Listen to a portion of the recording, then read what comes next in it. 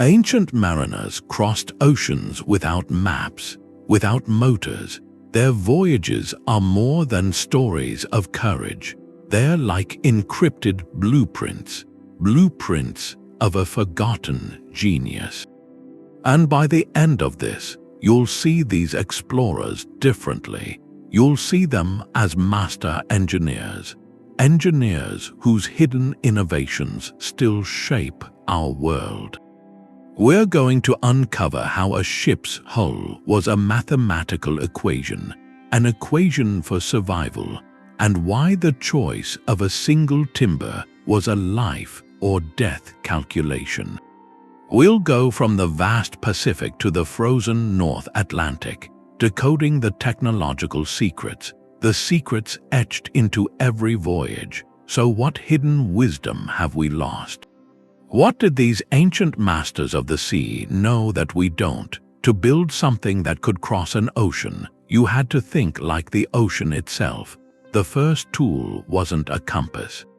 It was memory, the memory of 1,000 trips passed down in stories, in songs, the groan of a plank in heavy weather, how a certain hull cut through a current. All of it was data, a living library, and the head carpenter held it, all that knowledge from generations before. Their task was to interpret the sea, its winds, its hidden moods, and translate that into wood, into rope. There were no plans for what was out there, so the design had to be integrated. A ship was never just a boat, it was an answer, a direct response to a question from the world. If the sea was calm and huge, if it asked for a vessel to carry families for months, you built a wide hull. A stable one, a floating island. If the water was narrow, rocky, storm-lashed, then you built something nimble, something you could row against the wind. Something you could pull onto a beach of stones. The shipwright didn't just build what was asked for, they built what the journey required. Every curve was a decision. Every joint, the choice of timber. They knew which tree grew on which hill, which wood would bend and not snap, which grain could take the constant flex of the sea.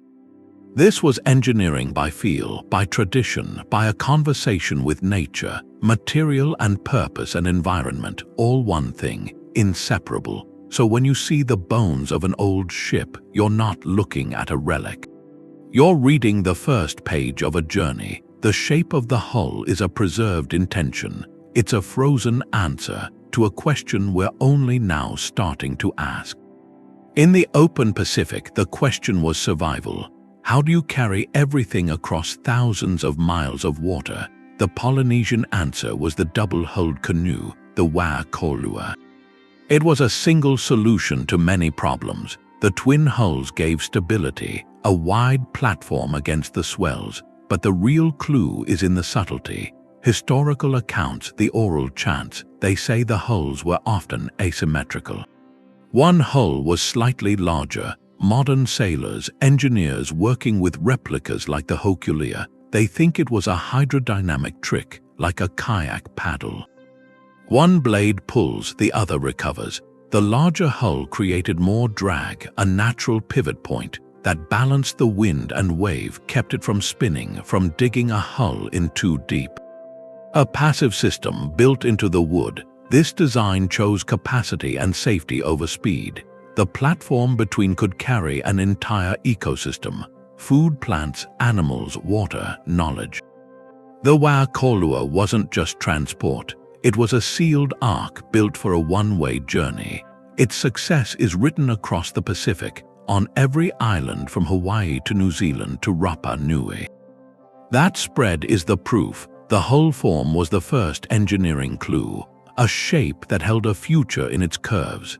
That open ocean design wouldn't have worked in the tight spaces of the ancient marketplace. The Mediterranean was crowded, its ports were narrow, the winds were fickle, and value was measured by the weight in the cargo hold. The Phoenicians built ships for that specific equation. Their vessels were the delivery trucks of the Bronze Age. Their critical innovation wasn't in the hull shape, it was in the hand that guided it. The second engineering clue is in the shoulder of the ship, not the body. The steering oar, forget the central rudder on the stern of a sailing ship. That was a medieval invention. The Phoenician galley used a massive, side-mounted oar. Fastened to the right rear quarter of the vessel, this was the starboard side, a word that comes from the old term for this steering board. Archaeological finds like the Uluburun shipwreck show these oar ports were heavily reinforced. They weren't just holes in the wood, they were engineered pivot points built to handle immense, constant strain, and that tells us something vital. Control was not an afterthought. It was the priority. Think of the mechanical challenge, a heavy ship loaded with copper ingots and jars of precious dye. The wind is shifting. You need to slide into a stone quay in Sidon or Carthage without scraping the hull. A single, long oar gave the helmsman a profound mechanical advantage. By pushing or pulling the tall handle, he could pivot hundreds of tons of ship and cargo. With surprising precision, it was a lever with the water itself as the fulcrum. This system allowed for what sailors call tacking, sailing efficiently against the wind in a zigzag pattern. It turned a sailing ship from a passive raft pushed by the breeze into an active, directed vessel. But the true genius was in the pairing. The physical mechanism was married to an encyclopedic knowledge of the sea's rhythms. Phoenician navigators memorized coastal landmarks, the set of currents, the seasonal winds. The steering oar gave them the tool to apply that knowledge with surgical accuracy. They could ride a current into a harbor mouth or hold a steady course for days along a coastline. Their vast trade network, stretching from the Levant to Cornwall for tin, was built on this duality. A deep, living map in the navigator's mind, and a robust, responsive interface in the helmsman's hands. This was the birth of true maritime control systems. The steering oar wasn't just for direction. It was the first true translation of human intention into a ship's path, a principle every autopilot system still follows today. Control over direction is only half of it. You still have the power source itself. The wind is this wild, invisible force. Harnessing it is more than just raising a cloth. It's a negotiation, a balance between push and pull, between capture and release. For that, you go south to the Nile under Pharaoh Hatshepsut. Her temple at Deir el-Bahari has this moment frozen. A fleet of ships carved in detail, preparing for a voyage, a legendary trip to the land of Punt, to bring back incense, gold, living treasures. And you look at these ships. They're long, elegant, built from acacia wood, and rising from the deck, it's not a single mast, it's two, a bipod mast like a giant inverted V. That's the third clue. It's not just a sail, it's a system, a whole system for managing force. The sail was broad, square, and it was designed to be brailed. Ropes ran through its edges. Sailors could gather it up quickly, like pulling the cords on a curtain.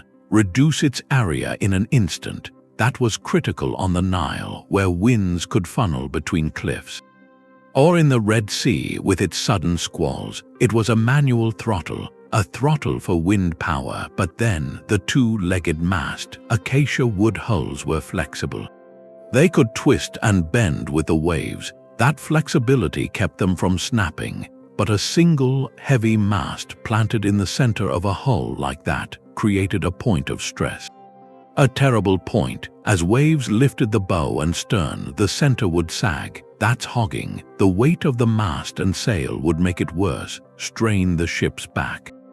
The bipod mast was the solution. By splaying the legs wide, the load was distributed. The force of the wind on the sail went down two paths into the stronger sections of the hull near the sides. It turned a point load into a distributed load. That's a fundamental principle, structural engineering. We see it in bridges, in cranes. They understood it through practice. Through seeing what broke and what held. So this fleet to Punt, it represents something. It wasn't an adventurous gamble. It was a state-sponsored engineering project.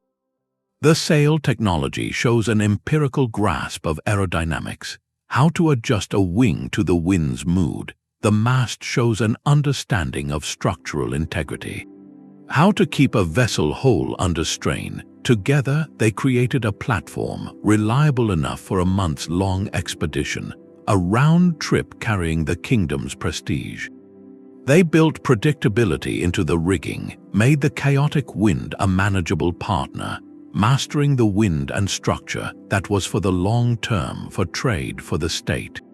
But the sea has another face, a face of conflict, pure and urgent, where the goal isn't to endure the ocean, it's to dominate another ship on it. For that, you need a different machine.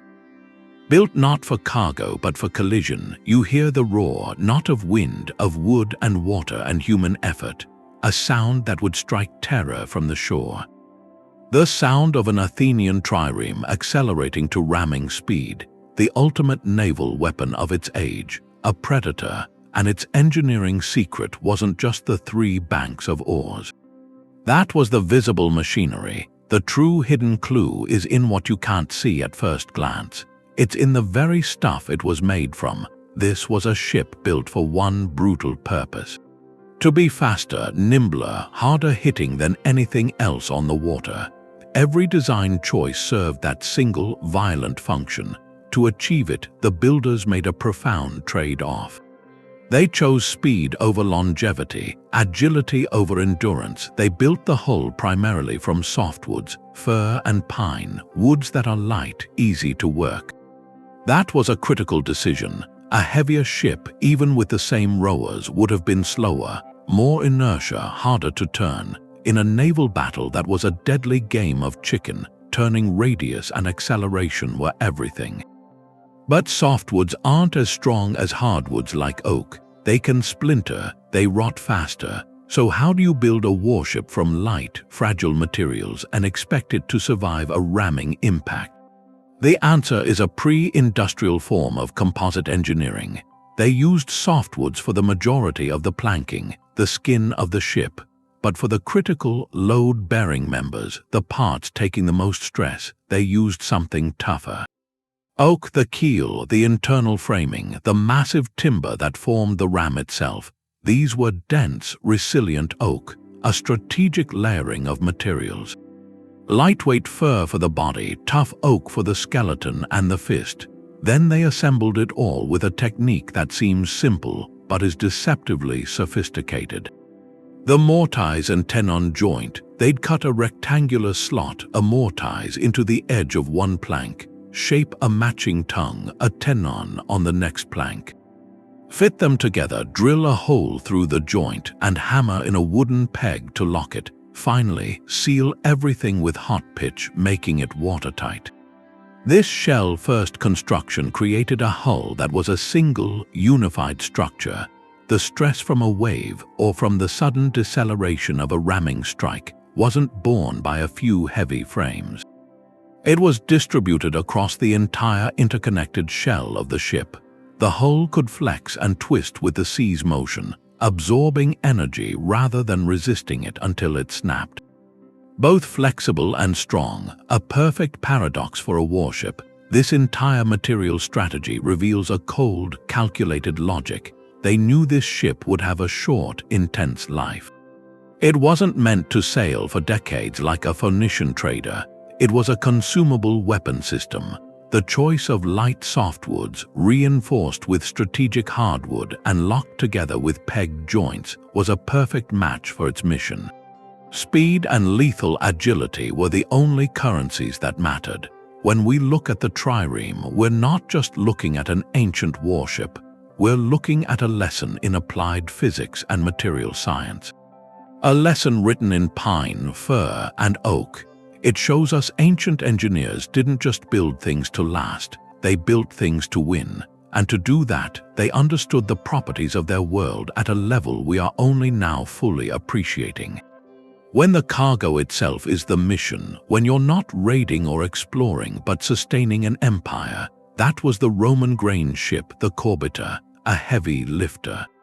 A supply truck, its cargo was thousands of tons of Egyptian grain, the bread for 1 million people in Rome. So this wasn't about speed or agility, it was about one thing: staying upright, and the fifth clue is in the belly of these ships, not the rigging, not the steering, the stones, ballast. A corbiter looked slow, rounded, almost ungainly. Its hull was a vast, curved bowl. That shape gave it volume, space for all that grain, but a high, rounded hull is unstable. It wants to roll. Like a barrel, a single large wave, a sudden shift of all that loose grain, and the ship would capsize. The solution was calculated weight. Archaeologists studying wrecks like the Madrague de Jeans find a deliberate foundation. At the very bottom of the hull, beneath where the cargo would be stacked, a carefully arranged bed of stones. These weren't just any rocks, they were dense, water-worn stones. Selected for weight and shape to pack together tightly, this was fixed ballast. Its purpose was mechanical. By placing this heavy mass low in the ship's belly, the builders lowered the vessel's center of gravity. Think of a weighted keel on a sailboat, the low battery pack in an electric car. The weight wants to stay down. When a wave tries to tip the ship, that low center creates a righting moment. It acts like a pendulum, pulling the hull back to upright, and the rounded hull that made it tippy now worked in its favor. As it heeled over, the broad, curved shape displaced more water, generating more buoyant force to push it back. The ballast and the hull shape were one system, an integrated stability system. This was engineering from catastrophic experience. Roman shipwrights knew the cost. A single lost grain ship meant hunger, unrest, a logistical failure rippling through the empire, so they systemized it. The ballast wasn't haphazard. It was calculated, layered, permanent. It turned a dangerous hull form into a stable, predictable platform. A platform to carry the weight of an empire's appetite across stormy seas. This clue shows a shift in thinking, from the reactive engineering of the Trireme to the proactive engineering of logistics. The Romans approached the sea as a problem of mass and stability. They engineered for reliable delivery. The ballast stones are a silent testament to that. They turned a ship of commerce into a pillar of civilization. A stable ship doesn't matter if you don't know your destination. The Roman corbiter stayed close to the coast. That was a known path. To actually disappear over the horizon, to sail into the unknown for weeks, you needed something else. A different kind of tool, not for the ship itself, but for the mind steering it. The wind on the North Atlantic is a cold, salt blade. In that gray space between the fjords and a new world, the Viking longship was a spear. Its shallow draft, that clinker-built hull, it's famous. It could raid up rivers, beach anywhere, but that hull was only half the machine. The other half was the system that told it which way to go. The sixth clue isn't in the wood, it's in how they read the world. They sailed where there were no landmarks, just ocean and sky, often a flat, overcast dome. Their answer was an integrated navigation system, a distributed network of sensors. Long before that term existed, they didn't have a compass, they had the sun. They had the sea, and they had a deep literacy in both. On a clear day, they used a simple tool, the sun shadow board, a wooden disc with a central peg.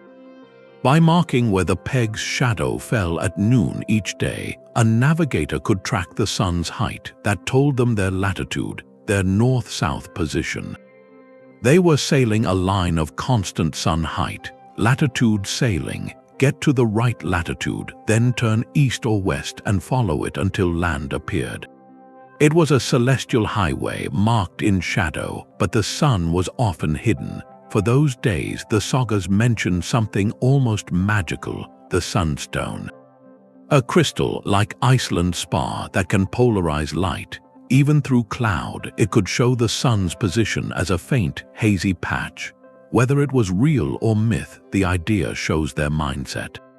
They were engineers of observation, using every possible trick to pull data from an empty-seeming environment, and the environment itself was their main instrument. They read wave patterns, knowing how swells reflected from distant shores. They watched bird flight paths at dusk, knowing certain species flew toward land. They noted changes in watercolor, floating seaweed. Each piece was a data point. The ship was a moving platform, collecting this stream of information. The navigator's mind was the processor, synthesizing it into a course. That holistic approach was their real engineering marvel. It turned the whole North Atlantic from a terrifying void into a navigable space. It wasn't about conquering the sea with force. It was about conversing with it, listening to its clues. This system of wayfinding, this blend of simple tool and deep environmental wisdom, that's what made their voyages possible. It was the invisible keel that guided the Longship. It enabled the settlement of Iceland, of Greenland, that fleeting contact with the coast of North America. They engineered a solution to positioning without any instruments we'd recognize. They used the world itself as their guide. The open ocean requires a different strength. Not the speed of a trireme or the steady roll of a cargo ship. It's the confidence to sail a fleet of floating palaces into the Indian Ocean. And that brings us to the seventh clue. It's in a philosophy of construction, the Chinese treasure ship philosophy. Try to picture a wooden ship over 400 feet long. That's longer than a football field. A structure that size, made of timber, seems to defy physics. Historians debate the exact size from the texts, but the engineering reality is in the details. In how the planks were held together and kept dry, those shipwrights faced a huge challenge. How do you build something that vast but keep it from flexing apart in heavy seas? Or springing a fatal leak? Their answer was systematic risk management. It started with the joints. They used big iron nails, but the real sophistication was in the wooden joinery. Interlocking joints like wooden puzzles, they distributed stress and added rigidity to the hull. This wasn't just nailing planks to a frame. It was creating a unified structure from thousands of pieces.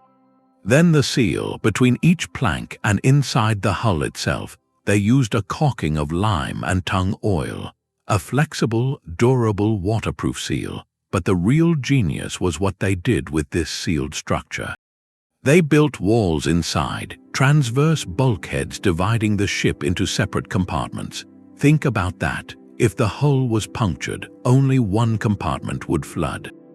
The others, sealed off, would keep their buoyancy. The ship would stay afloat. That's the principle of redundancy, damage control, a safety system we assume in modern ships.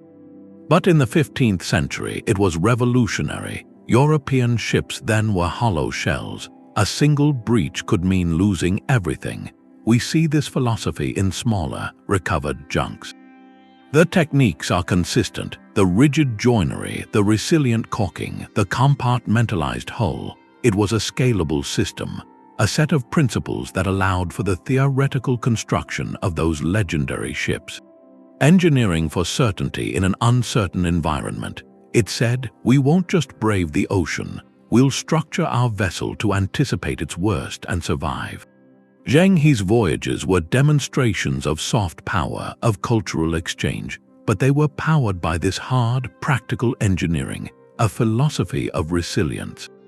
It let those vessels carry empires of treasure across thousands of miles, not as a desperate gamble, but as a calculated, repeatable operation, a parallel evolution of thought. Solving the same eternal problems of the sea, but with a unique emphasis on systemic survival. A ship's journey is defined by its moments of stillness.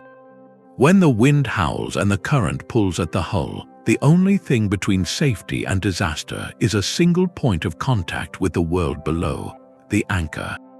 It seems like a simple hook, but in its perfected form, it's a quiet engineering masterpiece. The eighth clue is found here, not in the mast or the hull, but in this humble tool. Its evolution from a weighted stone to a mechanical device shows a deep, practical understanding of physics and the seafloor. Early anchors were just weights. A heavy stone with a rope through a hole. It created drag enough to keep a small boat from drifting too far, but in a real storm, drag isn't enough. You need bite, you need the anchor to dig in and hold. The breakthrough was adding arms or flukes, but a two-fluked anchor has a problem. If it lands flat on the seabed, neither fluke can penetrate. It just skitters along the bottom, useless. The solution was the stock, a wooden crossbar fixed near the top of the anchor's shank, perpendicular to the flukes. When the anchor is lowered, this stock ensures it never lands flat. The weight of the stock causes one fluke to tip downward, its point aimed at the seabed. So when tension comes on the rope, that fluke is positioned to dig in. It's a simple, passive mechanism that guarantees the tool will function every time.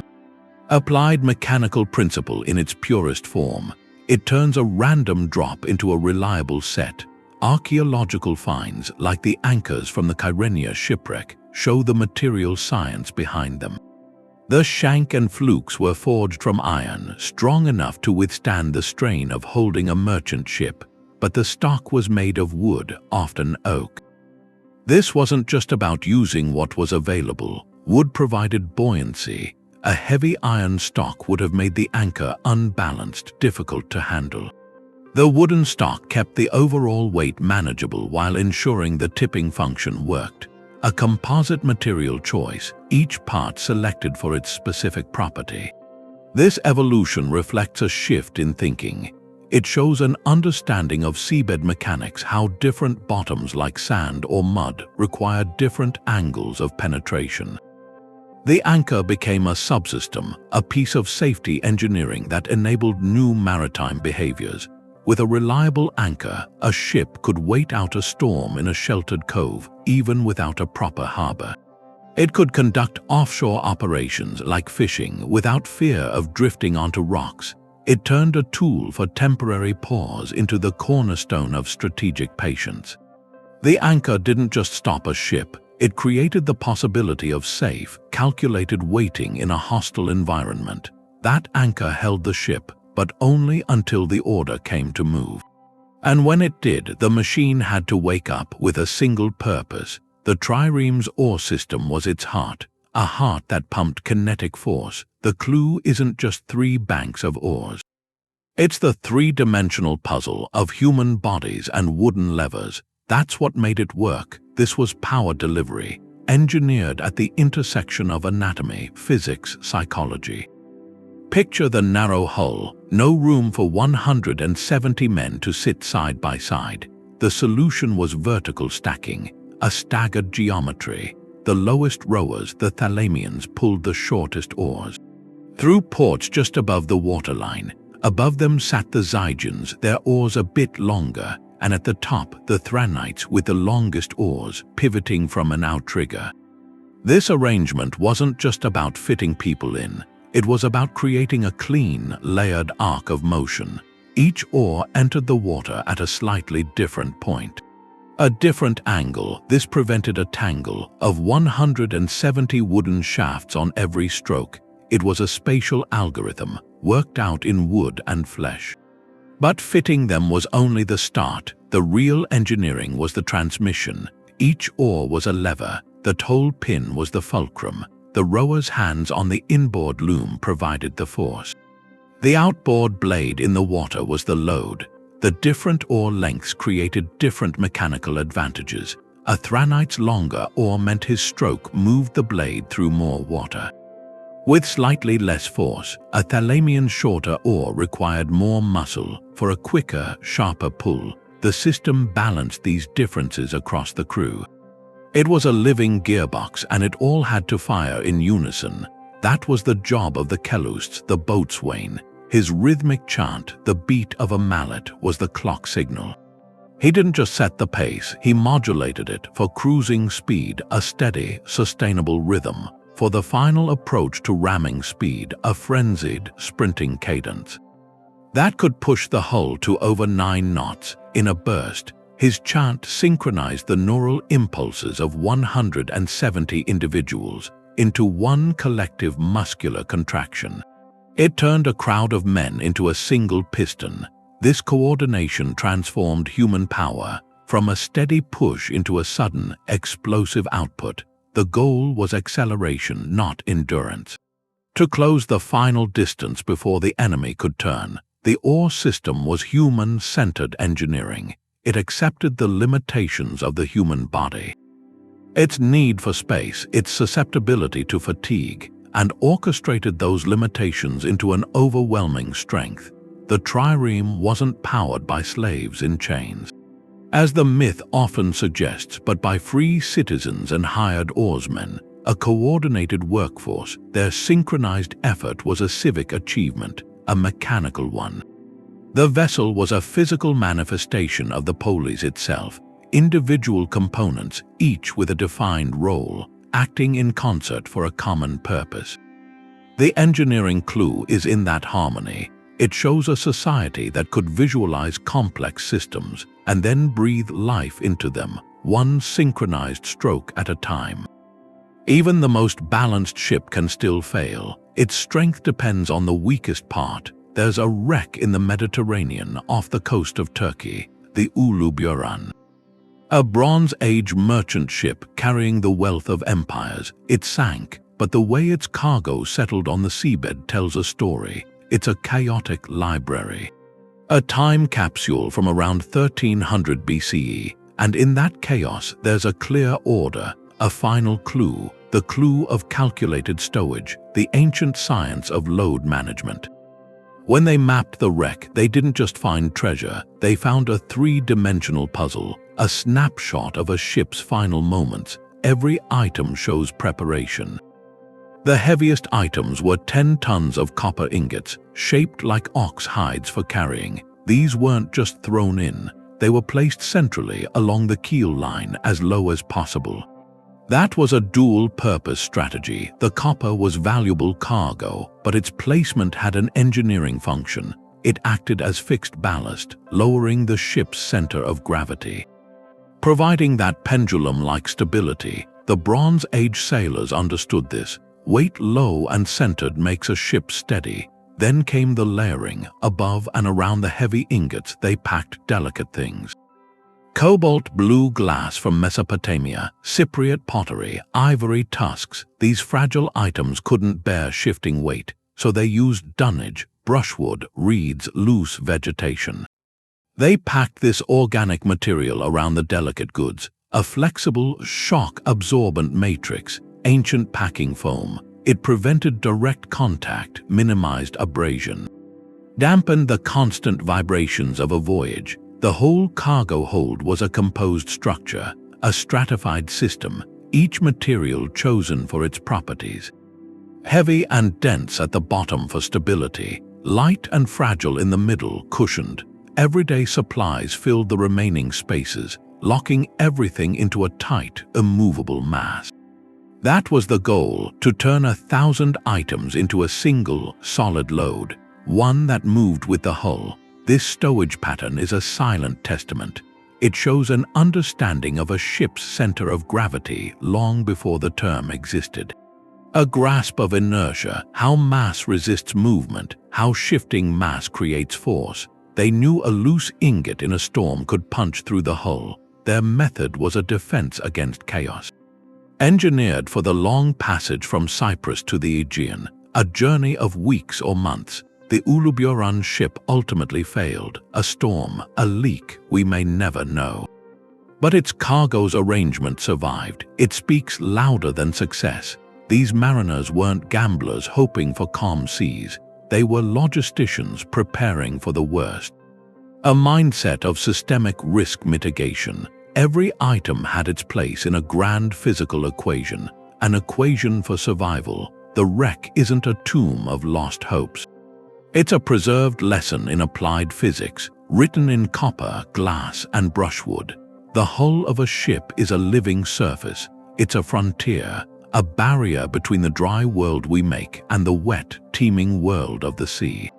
And that world is always trying to take it back. The 11th engineering clue is in the layers they put on that surface, not for beauty, for a quiet, desperate kind of defense. Think of a Roman merchant ship, its hull scraped clean of seaweed and barnacles, then coated with hot black pitch. Or for a more important vessel, workers hammering thin sheets of lead over the wooden planks. This wasn't decoration. It was a calculated response to an enemy you couldn't see, marine borers like the teredo worm. They could turn a strong oak plank into a honeycomb of tunnels in just one season. A ship full of those holes was a condemned ship. It would just absorb water, become waterlogged, and lose its strength. The economic loss was total, so the solution was a sacrificial layer. A shield. The pitch was the simple, widespread method. It sealed the wood, made it harder for larvae to attach and start boring. But the Roman innovation, something we see on wrecks like the one at Comacchio, was more sophisticated. They used lead sheathing, thin sheets fastened with small copper nails over a fabric underlay, and that fabric was soaked in pitch or wax. This was a composite system. The fabric underlay provided a cushion. It kept the lead from cracking as the hull flexed in the water. The lead itself was impervious to the worms, and the copper nails, while they held the lead on, they also released ions into the water. Those ions discouraged algae and barnacles. It was an early, unintended form of anti-fouling, a kind of biocontrol. This practice shows a profound shift in thinking. From building a ship to maintaining a ship, it was an investment in longevity. The lead was heavy. It added weight to the hull, which could slow the ship down. The materials were costly. This was a clear trade-off, a calculated equation. The added expense and the added weight were balanced against a dramatically longer service life. A ship that could sail for decades, not just a few years, that meant a far greater return on the investment. It turned a ship from a consumable tool into a capital asset. This was maintenance engineering born from bitter experience. It shows they understood the destructive power of marine biology, and they applied materials science to fight it. They weren't just sailors, they were stewards of a complex machine, fighting entropy itself at the waterline. The silent, gleaming lead sheath was their answer. A durable promise against the relentless hunger of the deep. A ship made for a river would never survive the open sea. The water itself asks for a different kind of talk. That's the 12th clue. It's in the difference between two places, the slow, muddy rivers of Mesopotamia and the deep, wind-driven expanse of the Aegean. Each place asked a different question, and the engineers came up with two completely different answers. On the Tigris and Euphrates, the main concern was cargo. Not waves. These rivers were trade routes, but they were unpredictable. Water levels rose and fell, sandbars moved, the riverbed was soft and shallow. A boat here couldn't go deep, so the shipwrights built flat, a flat-bottomed hull like a barge. That design gave you space inside. A floating box could carry huge loads. Grain, pottery, timber. The high sides kept the cargo dry, and that flat bottom let it slide over sandbars where a pointed hull would get stuck. It was a design for some predictability in an unpredictable place. Stability came from being wide, not deep. The riverbanks often guided you. You steered with long oars or just pushed off the bottom with a pole. This was engineering for contact. For a waterway, you could almost reach out and touch. Then you have the Aegean. The water is deep there, blue. The wind is constant, hitting you from the side. There are no banks, just the horizon. A flat barge here would be a catastrophe. A strong crosswind would shove it sideways. It would skid. It would wallow in the swells.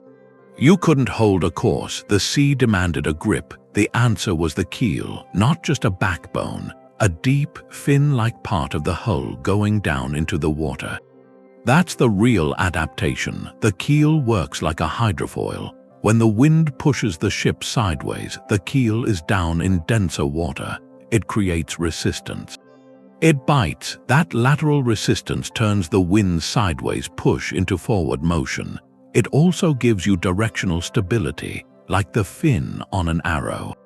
It wants to go straight. It fights the twisting force of the waves. That deep hull shape formed by the sea was about using the wind's power while refusing to let it push you off course. This split is a lesson in specialized design. One idea was optimized for carrying things in a confined, shallow space. The other was optimized for controlled movement through a boundless, powerful one. The Mesopotamian barge and the Aegean trader are two branches of the same tree. Both were brilliant solutions, but each one would be perfectly wrong in the other's world. Which tells us these builders weren't just copying a shape, they were like diagnosticians. They looked at the specific problems of their environment, the depth, the current, the wind, and they found a form to solve them. They understood water through trial and error, through generations of watching what worked and what sank. That principle of shaping a thing for a specific job is the core of ship design. It's a clue that their genius wasn't in one invention.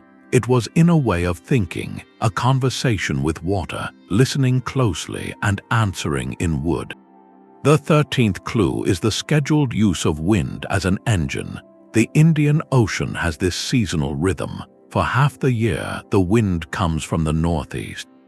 Then it reverses for the other half coming from the southwest. That's the monsoon. Traders built their calendar around this reversal. They'd load their house in India or Arabia, wait for the northeast monsoon, and ride it all the way to East Africa. They'd trade along the coast for months. Then, as the seasons turned, they'd catch the southwest monsoon back.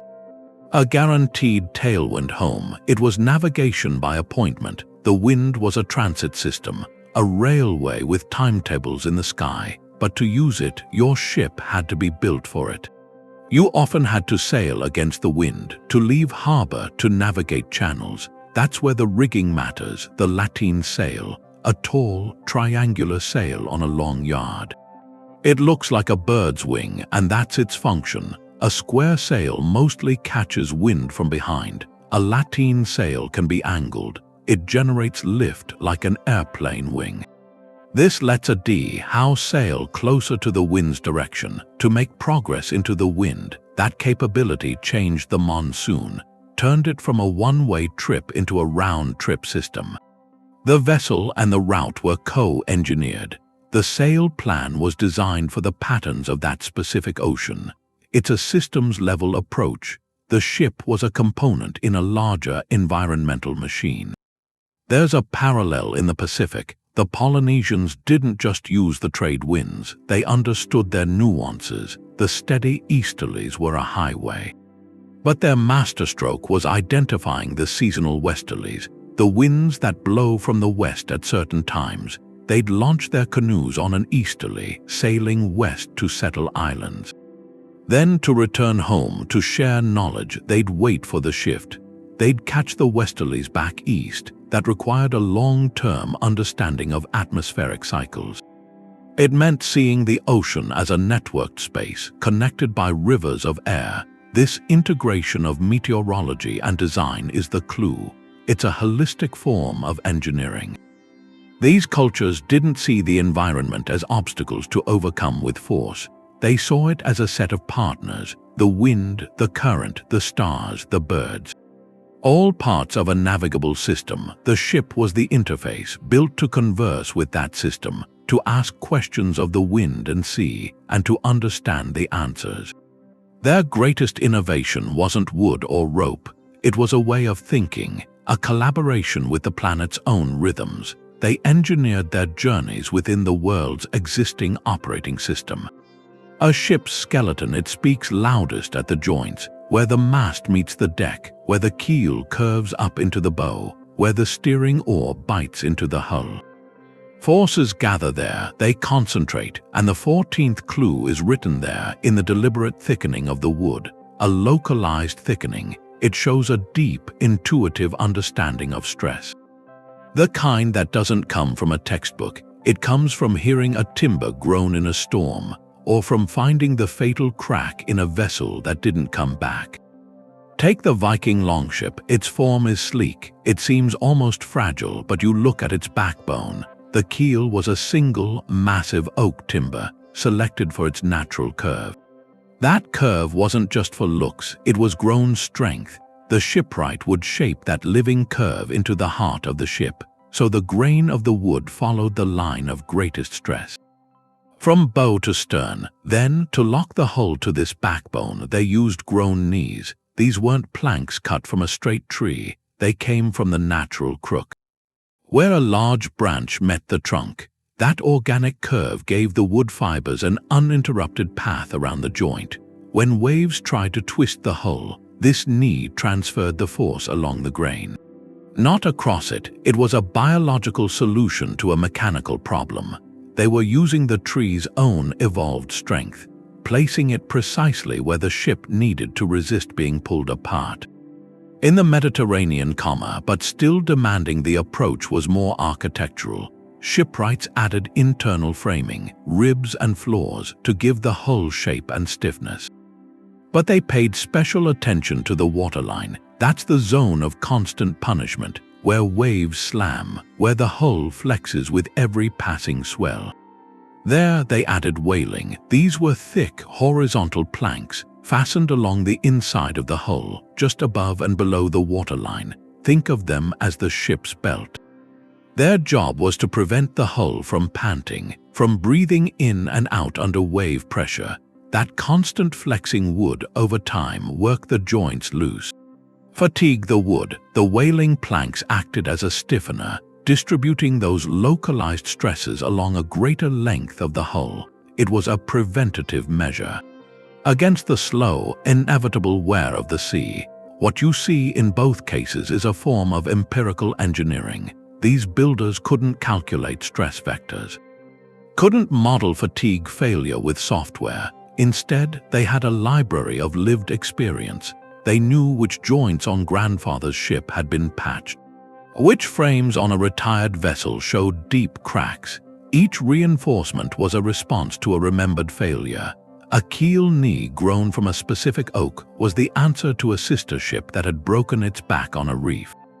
A whaling plank was the solution to a trader that had begun to leak after one too many seasons. They were conducting a slow, generational form of analysis.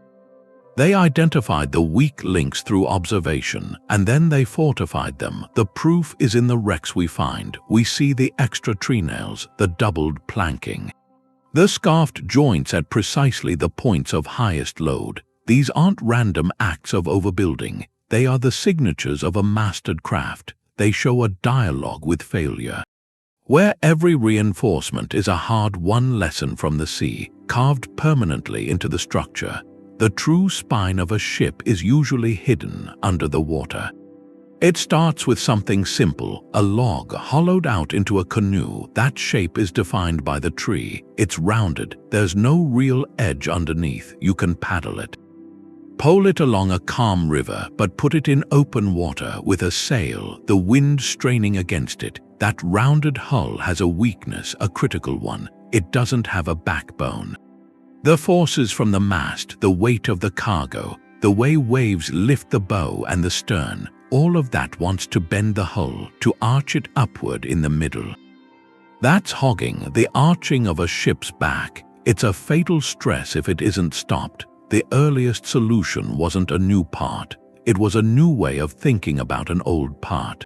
Shipwrights took the central plank, the one that ran along the very bottom from stem to stern, and they made it thicker, much thicker. They carved it from the heart of a great oak, shaped it into a massive timber. That was the birth of the keel, not just a plank anymore, a structural spine. This internal keel changed how load was managed. It became the central girder for the whole vessel. The ship's ribs were fastened to it. The heavy base of the mast was stepped into it, so the tremendous force of the wind went down into the strongest part of the hull. It fought hogging by being a beam of immense strength. It tied the bow and the stern together into a single, rigid unit. A ship with a true keel could be longer, could carry more sail, could endure the constant flexing of the open ocean. That was the moment when a boat became a ship. A fundamental shift from building a shell to engineering a skeleton. But the keel story didn't end there. Once it provided internal strength, a new problem emerged. A ship with a deep sail wants to go forward, but the wind often comes from the side. a smooth, rounded hull under the water. It offers little resistance to that sideways push. The ship skids. It makes slow, inefficient progress. The solution was to give the keel a second job. Shipwrights began to extend it downward, creating a deep, fin-like blade that protruded beneath the hull. This external keel changed the conversation with the water. Now, when the wind pushed the ship sideways, this deep fin bit into the denser water below. It created lateral resistance, and that resistance did two things. First, it drastically reduced leeway, the sideways skidding. Second, it transformed the wind's sideways force into a forward component. It allowed the ship to sail closer to the wind's direction than ever before. That was a hydrodynamic breakthrough. It turned the wind from a mere pusher into a versatile source of power. You can see this progression etched across history, across the globe. The Norse Nar, a sturdy cargo vessel, it had a pronounced keel for Atlantic crossings. The Chinese junk, with its massive internal keel and flat bottom, it solved the strength problem differently, but just as effectively. The sleek dhows of the Indian Ocean. They developed their own keel profiles for monsoon sailing. Each culture, facing its own seas, arrived at the same principle. The keel evolved from a thickened plank to a complex, dual-purpose organ. It was the ship's structural backbone and its hydrodynamic anchor. This incremental refinement, repeated and rediscovered, it marks one of the clearest engineering clues in maritime history. It shows a deepening dialogue with the physics of the sea, a dialogue where the answer was always found in giving the vessel a stronger, smarter connection to the deep water itself. The most brilliant hull is useless if the crew inside can't survive. 16th clue, the logistics of water and food. It's the quiet engineering of sustenance. The math of survival. For a voyage of weeks or months, the ship had to carry its own world. Every cubic foot below deck was contested space, a battle between profit and life. The cargo of trade goods promised wealth, but the cargo of water and grain, of salt, that promised a return. The ship's design had to hold both, systems thinking of the most practical kind. How do you store thousands of gallons of fresh water in a wooden vessel that's constantly flexing? How do you keep grain dry, keep the rats out? How do you feed dozens of people without any refrigeration? The answers are in the pottery, in the residues, in the very shape of the holds. Look at the Minoan ships from the Bronze Age. Archaeologists find these massive ceramic jars called pithoi. Not the elegant amphorae for wine or oil. These are storage giants, thick-walled, wide-bodied, designed for stability, not for easy pouring. They were lashed securely in the central hold, low in the hull. That placement was strategic. That heavy, liquid mass acted as ballast, just like copper ingots, but it was a living ballast, consumed slowly over the voyage. As the crew drank the water, ate the grain, the ship would become lighter, ride higher. The navigators had to account for this change, the ship's trim and stability evolving over time. Its performance was dynamic, changing with its consumption. Then there's the silent evidence of preservation: bone fragments from salted fish, residues of smoked meat, seeds from durable legumes, lentils, chickpeas. This points to a preserved calorie economy. Salting, drying, smoking, these weren't just cooking methods. They were essential food technologies. They reduced weight, prevented spoilage, maximized nutritional density. The ship's galley, often just a sandbox for a small fire on a stone slab, that was a life support module.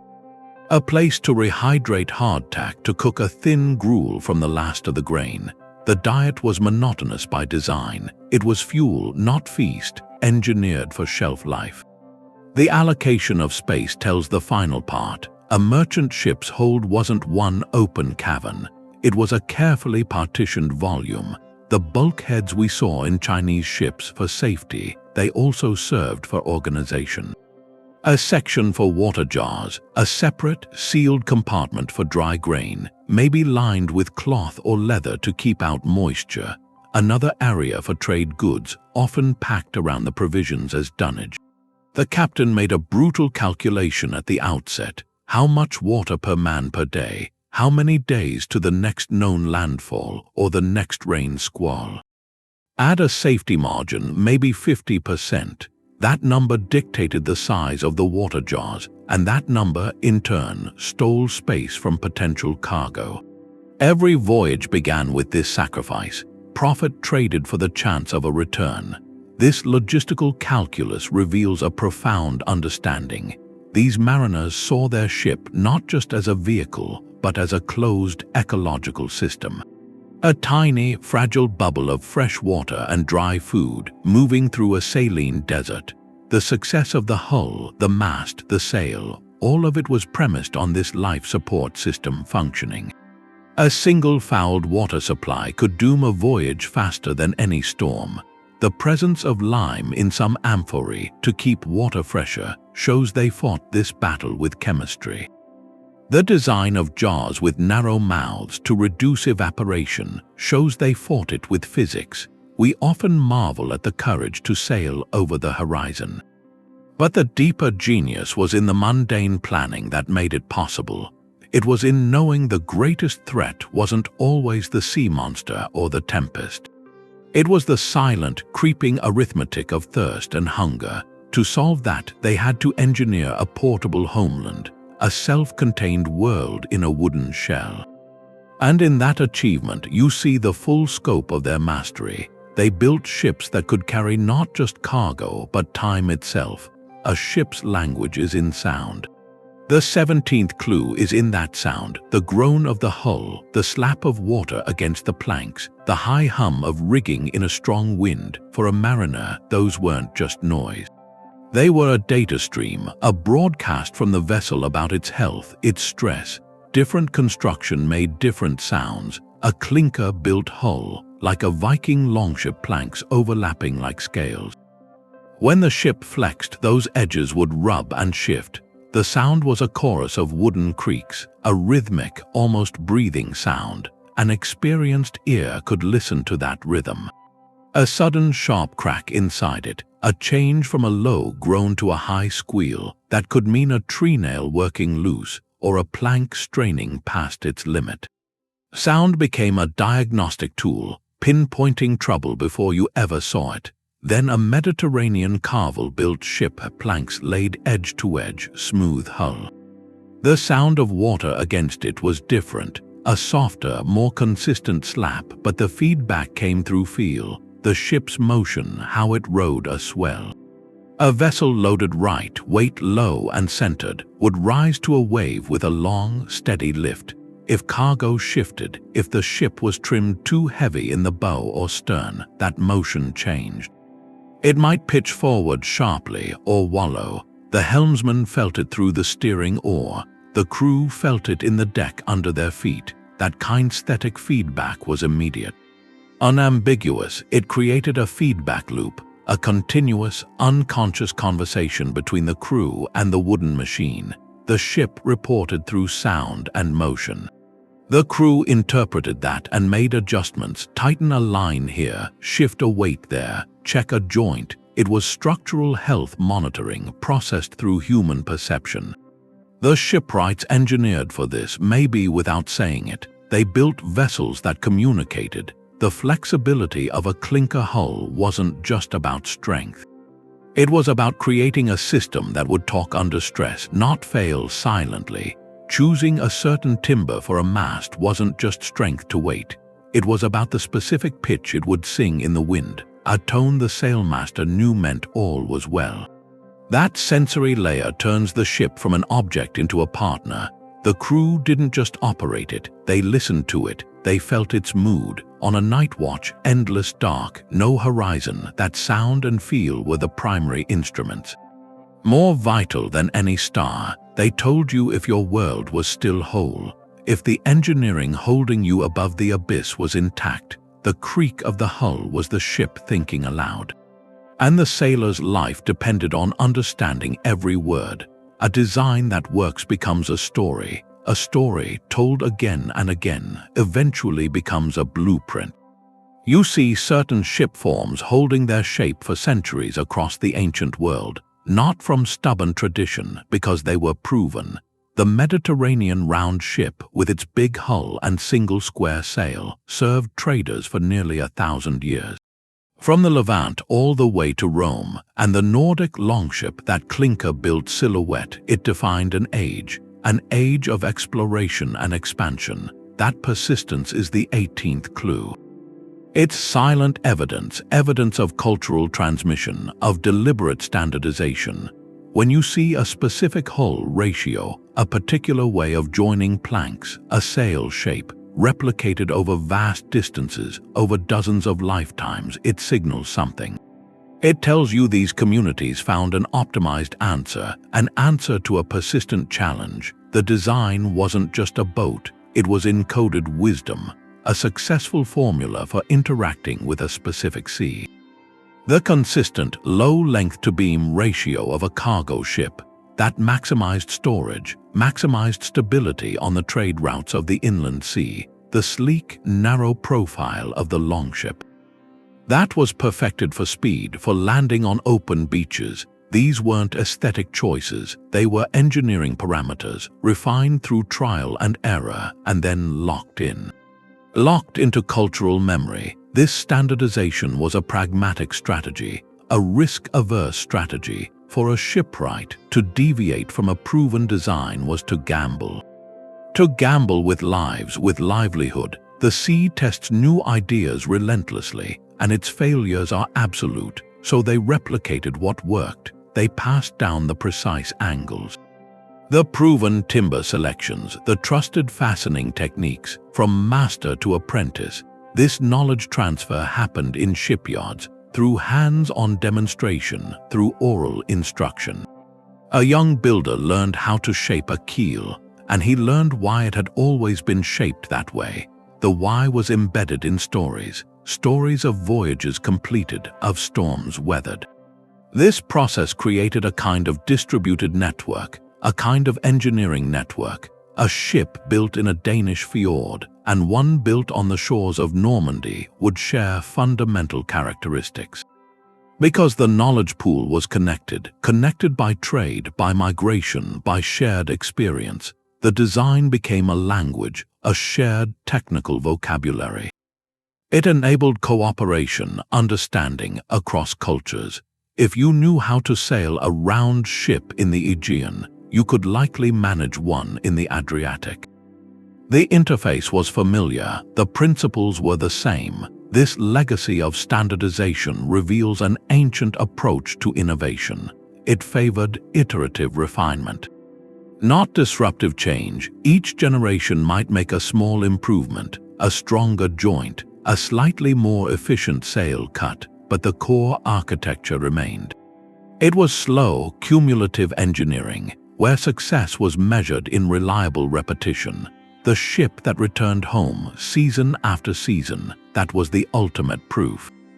Its very form became a monument to collective intelligence, a wooden testament to the idea that the best solutions are often the ones that endure. Quietly carrying the future within the shape of the past, the most advanced engineering was often for the gods. A 19th clue comes from a temple wall. From a sacred canal. This is the ritual vessel, the ceremonial barge. It wasn't built to conquer the sea. It was built to enact a cosmic order, so the engineering objectives were different. Precision mattered, but it was a symbolic precision. Sacred geometry mattered more than seaworthiness. In ancient Egypt, the solar bark was central. The sun god Ra traveled in a divine ship. The pharaoh, as his representative, needed a physical counterpart. These barges were staggering. They used cedar from Lebanon, wood revered for its scent and durability. The planks were fitted with a jeweler's care, then sheathed in gold leaf. The fastenings weren't simple treenails, they were elaborate dowels of ebony or ivory. Every material was chosen for its ritual meaning, for its purity, for its connection to the divine. The dimensions themselves were prescribed, a certain number of cubits aligned with astronomical cycles. This was engineering to a religious specification. The goal wasn't to survive a storm, it was to perfectly mirror a heavenly prototype. There's a parallel in Mesopotamia. Texts describe the barges built for the god Marduk, used in the New Year's festival, lavishly decorated with precious metals and rare woods. They were paraded through the city, then floated on the Euphrates. Their construction demanded the peak of technical skill. The joinery had to be flawless, not merely watertight but worthy of a deity. The inlay work, the carving, the gilding, it all pushed artisans to their limits. This was engineering as high art, as theological statement. So what do these fragile, extravagant ships tell us? They expand the definition of ancient maritime engineering. The objectives weren't just transport or trade or warfare. Engineering prowess was also channeled for cosmological functions, for social functions. A sacred barge was a tool for maintaining the universe's balance. Its perfect construction was an act of piety, a guarantee of cosmic harmony. The resources poured into it, the gold, the imported timber, the thousands of hours of craftsmanship show where a society placed its ultimate value. And the technical lessons likely filtered down. The joinery mastered on a golden barge might later strengthen a merchant ship's joints. The understanding of wood grain under lavish decoration informed more practical applications. These ceremonial ships are a cultural benchmark. They reveal the highest level of woodworking skill a civilization could command, the highest decorative artistry. The peak of material science, they weren't built for the ocean's chaos. They were built for the human need for order, for meaning, for connection to something greater. In their silent, gleaming perfection, they whisper a different kind of clue, that engineering at its most profound is always in conversation with the deepest questions a culture can ask. Not just how to cross the water, but why we make the journey at all. A sunken ship is silent, but it holds lessons. Every wreck is a moment of crisis preserved. A kind of engineering report written on the seabed. The clues aren't in the success stories, they're in the failures. How a ship ended tells a story. About the limits of its design and about the forces that finally broke it. Archaeologists work these sites like detectives. They reconstruct the final minutes from silent evidence. A hull found in pieces scattered over a wide area. That speaks of a catastrophic failure. Maybe a storm lifted the bow and stern at the same time, hogging the ship's back until the keel snapped. The cargo, once stowed, is strewn across the ocean floor. That pattern points to a weakness. Maybe the keel wasn't thick enough for that length, or the joinery couldn't withstand that specific twisting force. That wreck becomes a data point, a lesson in what not to do. Then there's a ship resting on the bottom with its ballast stones still neat, its cargo still stacked in rows. That suggests a different end, a sudden, overwhelming event, a collision with a hidden reef that opened the hull in an instant, an encounter that left no time for panic.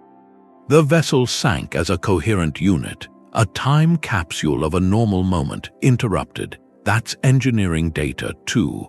It might mean the hull was sound, but the navigational methods for that coast were insufficient. Even absences tell a story. A wreck stripped of valuable metals with hacking marks on the planking that points to a different peril. It shifts the analysis from natural forces to human factors. Risk and security on ancient sea lanes. Each of these endings studied, fed back into the living tradition of shipbuilding. A master shipwright might never have seen a formula, but he would have heard the story of the sea raven that broke its back off the headlands in a winter gale. That story, passed down, would inform his next keel.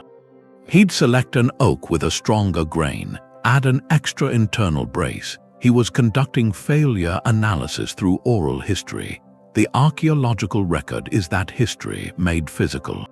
A series of prototypes, each one testing the equations of the ocean. The ones that sailed successfully left no trace for us to find.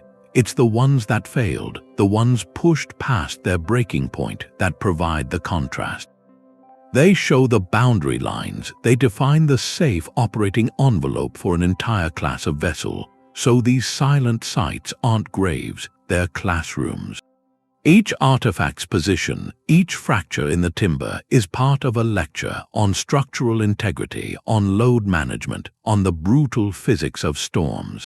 The ancient engineers learned from these losses incrementally, generation by generation. They turned each disaster into a slight adjustment, a small refinement. A deeper understanding of the sea, paid for in wood and iron and dreams, and written permanently on the ocean floor. The sky was their map. To cross the ocean, you need something fixed. Something that doesn't move. They used the stars, but this was different. It was engineering, taking the cosmos and making it a tool. That's the clue. Codification, turning the night sky from something you just look at into a coordinate system. A system for navigation. Imagine you're on one of those canoes. The horizon is just a circle, dark all around, no land, no pole star to follow. So you look up and you don't see random lights, you see a dome that's turning. And on that dome, in your mind, there's a compass, a star compass, 32 directions. Each one isn't just a star, it's the point where a specific star rises. Or where it sets. As the Earth turns, different stars come up at that same point. The navigator knows the sequence. Which star, when it rises, points to Tahiti. Which one, when it sets, points to Hawaii. The canoe is the center, you're still, the sky rotates around you. That mental model, it makes the heavens a clock. A predictable, turning clock that tells you direction, that took observation, generations of it, noticing that some stars, zenith stars, passed right over certain islands. So you'd sail north or south until that star was straight overhead. Then you'd know you were at the right latitude. Then you'd turn, sail east or west along that line in the sky. It's abstraction, taking raw data where the stars are and building an interface from it, a cognitive instrument. You see the idea elsewhere, the Vikings with the sun's height at noon. In the Arabian Sea, they used a camel, a piece of wood and a string to measure the pole star's height. That one number gave them their latitude. Each one is a simplification. Taking a complex motion and reducing it to a single, usable piece of information. But the genius is in the pairing. The star compass was nothing without the canoe. The canoe had to hold a course for nights. The hull, the sail, the steering paddle, all of it was for stability, to turn a star bearing into a wake in the water. The vessel was the platform, the star compass was the software, one made from trees, the other made from generations of watching the sky. Together, they were a complete system. A system that didn't separate knowing the stars from shaping the wood. Both were engineering, both were making a path through the unknown. A ship was a budget. A physical balance sheet. The wood itself recorded the choices. Every cut, every timber selection came from economic pressure. That's the market. A ship was an investment. Its design answered a financial equation. What cargo, what distance, what profit? Those answers determined everything. Take the coastal trader, the Mediterranean workhorse. Its hull was built from local wood, pine, fir, cypress, assembled with straightforward techniques. Maybe more iron nails than intricate joinery to save time. The sail might be patched, the rigging was simple. This vessel wasn't for glory, it was for turnover, carrying amphorae of oil, sacks of grain from port to port. Season after season, the priorities were durability, efficiency, easy repair at any small port, maximize cargo space, minimize the initial silver, engineering for the margin. Every choice asked one question: will this help turn a profit on the short run? Now the royal treasure ship, like Zheng He's or a pharaoh's barge, a different economic function. Not profit on cargo, it was about projecting power, facilitating diplomacy, demonstrating the limitless wealth of the state. The calculation demanded extravagance. Imported teak or cedar, absolutely. Labor-intensive joinery with ivory dowels, of course. Gold leaf sheathing, why not? The cost was almost irrelevant. The return was measured in prestige, in political alliances, in the awe of foreign kings. Engineering pushed to its limits, not for efficiency but for symbolic impact. Overwhelming presence, a floating monument to surplus. You see it in military vessels too. The Athenian Trireme, phenomenally expensive, a state-funded project. Its light, fast construction and vast crew weren't efficient for moving goods, but for the economy of warfare, for the return measured in naval dominance, security for trade routes, it was worth every drachma. The cost was justified by the strategic advantage. This lens shows the shipwright's genius. They weren't just artisans following a template, they were solution providers. Interpreting a client's needs, a frugal merchant, a tax-hungry emperor, a military commander, the choice between local oak and imported cedar was a cost-benefit analysis. Longevity versus upfront expense. The decision between complex mortise and tenon joints and simpler nailed planks weighed labor cost against expected lifespan. Against the harshness of the seas, each ship was a negotiated compromise, a floating compromise between technical possibility, material availability, and financial or political necessity. To understand why a ship was built the way it was, you ask what it was built to earn, or what it was built to prove. The hull shape tells you about the water. The materials and craftsmanship tell you about the shore, about the value placed on the journey itself. The forest was the first shipyard. Every mast, every plank started as a living tree. To build a fleet, say 200 Athenian triremes, that was a staggering act of consumption. Each hull needed thousands of cubic feet of timber. The scale of it reshaped landscapes. That's the 23rd clue. It's not in the vessel, but in the negotiation with the land that supplied it. The engineering of the ship depended on an earlier engineering of the resource chain. Sometimes intentional, sometimes born of necessity. These practices show builders working within limits, developing a rough sustainability for their ambitions. You see it in the choices made under pressure. The Roman Empire, with its endless need for grain ships and warships, faced that classic problem. How do you maintain constant output when your primary material grows slowly? Their answer involved specialization, substitution. For the critical parts, the keel, the frames, they needed dense, strong oak, but for the planking, they turned to softer trees. Fir, pine, larch. This wasn't just about cost, it was resource triage. They saved the slow-growing hardwoods for where failure meant catastrophe. The faster-growing softwoods could be harvested more often from managed forests or new territories. It was an understanding of material properties and renewal rates. Evidence from shipwrecks tells another story. The salvage of old vessels, timbers with marks from previous use, reshaped for a new hull. Metal fittings like a bronze ram melted down and recast. This wasn't merely thrift. It was a closed-loop system in practice. In a world where felling and seasoning a giant oak could take years, reusing sound timber from an old ship was a logical acceleration. It turned a worn-out vessel into a quarry of pre-processed material. This approach reaches its most conscious form in the Pacific. For the Polynesians, the great voyaging canoe wasn't just built from the forest, it was born from it. The koa and breadfruit trees for hulls were cultivated in special groves. These weren't wild stands, they were arboricultural projects. Communities would plant and tend these trees for canoe building a generation later. The master builder would select a tree not just for size but for its grain, its natural curves, knowing it had been growing with this purpose in mind. This was engineering with a centuries-long perspective. The canoe was the final expression of a reciprocal relationship. The health of the forest enabled the future of the voyage.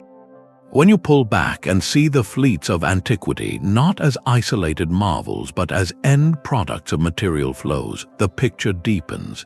The Phoenician cedar from Lebanon, the Egyptian acacia, the Norse oak, each a tapped resource, sometimes to depletion.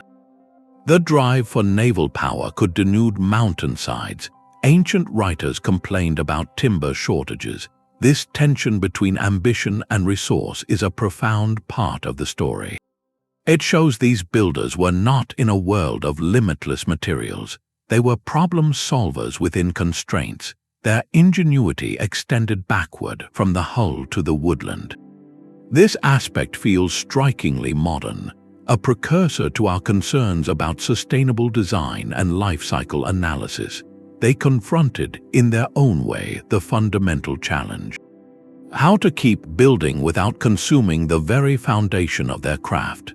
Their solutions: selective harvesting, material substitution, systematic reuse, long-term cultivation, speak to a pragmatic, embedded wisdom. The most enduring ship was not just the one that survived the sea, but the one whose construction did not foreclose the building of the next. A warship is a machine built for one purpose. It's stripped of any compromise. Every part of it, the curve of the hull, the timber, the ropes, all of it serves that goal: victory. The ram was the obvious weapon. A bronze beak driven by 170 rowers, but the ram was just the tip. The real engineering was the system that delivered it. The whole ship was a single weapon platform, built for a sequence of violent actions. First, acceleration, that light hull, that layered oar system, all for a burst of speed. Then, impact. The bow wasn't just a point. It was a reinforced structure. Internal timbers were massively thick, braced with grown knees and complex joints, to channel the shock back through the strongest parts of the hull, to transfer all that energy into the enemy's side, while the attacker's own structure absorbed the recoil without shattering. But the sequence kept going. A rammed ship that stays stuck is vulnerable. It can be boarded, it can't maneuver, so they designed for disengagement. Evidence suggests some rams were attached to break away, or shaped to pull free as the ship backed water. The rowers would reverse their stroke. The ship would extract itself, leaving a fatal wound, ready to turn and attack again.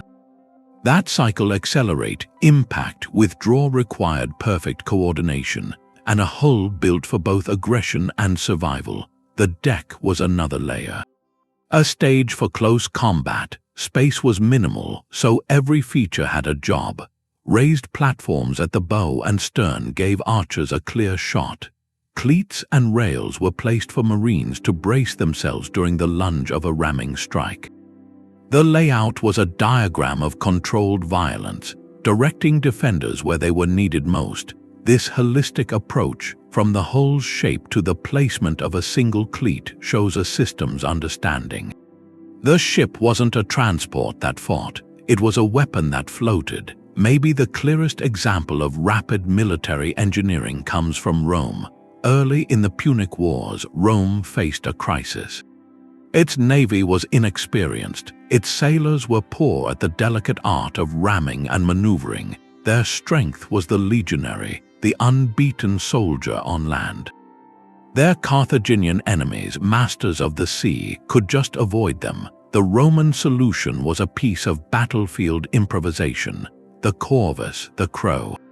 A boarding bridge mounted on the bow, at its end a heavy iron spike like a beak. When a Roman ship closed with a Carthaginian one, they'd drop this bridge. The spike would slam down, piercing the enemy deck, locking the two ships together. In an instant, the naval battle ended and a land battle began. Roman legionaries would charge across, fighting on a stable, familiar platform. It was a brilliant, crude workaround. It turned a naval weakness into an overwhelming strength by changing the rules entirely. The corvus was heavy. It made ships unstable in rough seas. Later, it was abandoned, but its brief service makes a point. The most dynamic engineering in the ancient maritime world was often driven by immediate, desperate need. In the crucible of conflict, innovation accelerated. Solutions were pragmatic, sometimes temporary, always focused on a tangible tactical advantage. These military vessels and their modifications represent engineering at its most urgent, where the only blueprint was the need to survive the next battle and win the war. The open ocean was where they tested everything, and what they learned we still use. You can see it in any modern ship. That 25th clue isn't something you dig up, it's sailing into port right now. The principles they found through trial and error, they're the foundation. The Chinese idea of watertight bulkheads, dividing the hull into sealed sections, that's a safety rule now for every large ship. It's why a cruise ship can take damage and still make it back. The concept is the same, only the scale is different, the materials are new. Or look at a fast patrol boat, a racing yacht, that sleek, narrow shape cutting through the water. That comes straight from the Viking Longship, its profile. Modern engineers with their software, they've optimized it, but it's the same truth those Norse builders felt. A certain shape reduces drag, it gives you control, even ballast, the old ballast stone. It has a high-tech version now. Big container ships, luxury liners, they use computerized systems. Pumps move seawater between tanks to adjust the trim automatically to keep it stable. It's a digital evolution of what the Roman merchants did with their calculated bed of rocks. And the fight against things in the water, that never stops. The Teredo worm, it scared ancient shipwrights. Now we fight it with special paints, anti-fouling coatings. They release compounds to stop growth. It's a direct descendant of smearing the hull with pitch or nailing on lead sheets. The goal is identical, preserve the hull. But the method is refined by centuries of chemistry. This shows something. Modern maritime engineering isn't a sudden revolution, it's an evolution. Each generation stands on the deck of the one before. We didn't throw their wisdom away, we encoded it, we gave it new names, we model it with software. We build it with composites, but the fundamental conversations, how to balance weight and stability, how to harness the wind, how to survive the pressure of the deep. Those conversations were started by the ancient masters. Their voyages were more than journeys, they were the first experiments in a laboratory without walls. And every ship that sails today is part of that data set, their enduring data. The sea keeps most of its secrets. We've mapped some wrecks, but for everyone, 1,000 voyages are just gone. Their engineering, their genius dissolved by salt and time. The Minoans, those Bronze Age masters of the Mediterranean, their frescoes show these sleek, graceful ships. But the details are lost, how they built the hulls, their rigging secrets, all lost. And then the pre-Columbian cultures along the Americas. We know they made epic coastal journeys, trading from Chile all the way to Mexico. But their specific vessel designs, their solutions for the Pacific, that's a profound mystery. Their boats just rotted away in tropical estuaries. Our understanding is like a map with huge blank spaces. But the tools to fill them in are getting better. The future of this story is in deep-sea archaeology. Robotic submersibles that can probe sites miles down, where wood and artifacts are preserved in that cold, dark stillness.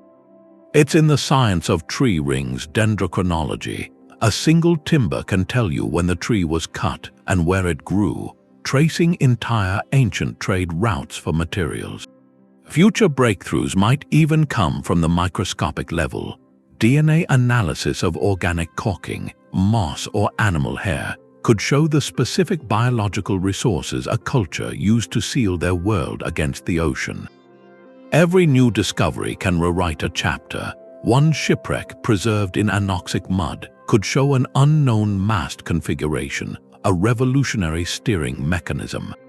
Or a reinterpretation of a faded line in an Egyptian papyrus or a Polynesian chant might suddenly make sense of a whole shape we've misunderstood for decades. This is the ongoing detective work. It reminds you that history isn't a closed book. It's a manuscript we're still learning to read. The story of ancient maritime engineering isn't finished. It's being written right now in laboratories and in the silent depths. The next great clue is waiting, maybe in the next layer of silt on a forgotten seafloor, or in the next fragment of a logbook decoded by artificial intelligence. The voyage of discovery continues, and the ancient mariners in their silent, sunken libraries still have so much left to teach us. From the Pacific canoes that followed stars to the Mediterranean ships full of grain, you see a map of genius. Not on paper, but in the shape of the boats themselves. It changes how you see it. This wasn't guesswork. It wasn't just courage. It was applied science. A long conversation between a demanding ocean and human ingenuity. Those sailors were engineers. They were problem solvers on a huge scale. Every trip brought a set of problems. A structure that could bend but still survive a storm, turning unpredictable wind into forward motion, navigating an empty ocean with just the sky, packing a wooden hull with enough life to last for months. They solved these puzzles with what they had, a practical wisdom built over generations. Their legacy isn't just in the past. It isn't just stories or shipwrecks. It's still with us, the things they learned by watching, by failing, by succeeding. A balanced hull, bulkheads for safety, reading the environment for direction. These are the foundations of shipbuilding and sailing. Our ships now are made of steel. They use satellites and engines, but the core conversation with the water, with the wind, with the idea of a journey itself, that started on those ancient decks. And now, looking at our own future on the ocean, sustainable exploration, understanding seas that are changing, maybe the biggest lesson from them is their method. They didn't try to conquer the sea with force. They learned to listen to it, to watch its patterns closely, to adapt their designs to its rhythms, and to respect the deep knowledge it takes to move across it. Their engineering was a kind of reverence, a partnership made from wood and tide. That coded wisdom kept in hull shapes and storage methods and star maps. It's still a compass. It points to a deeper truth. Our biggest advances often aren't a clean break from the past. They're the bloom of seeds planted long ago by people who looked at the horizon and wondered what was out there, and then built something to go and see.